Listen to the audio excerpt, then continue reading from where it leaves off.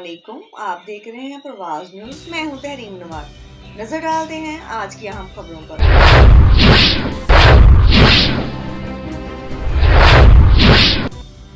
خبر شامل کرتے ہیں بہاول نگر سے۔ پرواز نیوز کے نمائندہ معین پرنس کی رپورٹ کے مطابق وزیر اعلیٰ پنجاب مریم نواز شریف کے ویژن پر عمل پیرا بہاول نگر ڈسٹرکٹ انتظامیہ ڈپٹی کمشنر بہاول نگر کی ہدایت پر اسسٹنٹ کمشنر فورٹ عباس کی زیر نگرانی تجاوزات کے خلاف گرینڈ آپریشن جاری ہے۔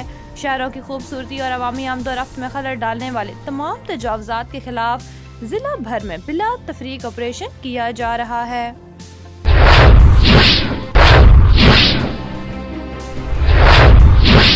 بہاول نگر سے خبر شامل کرتے ہیں، رپورٹ کر رہے ہیں Moin Prince. Punjab food authority Bahawalnagar کے زیر اہتمام گورنمنٹ ٹیکنیکل ٹریننگ انسٹی ٹیوٹ میں فوڈ سیفٹی اور متوازن غذا کے حوالے سے آگاہی سیمینار کا انعقاد کیا گیا۔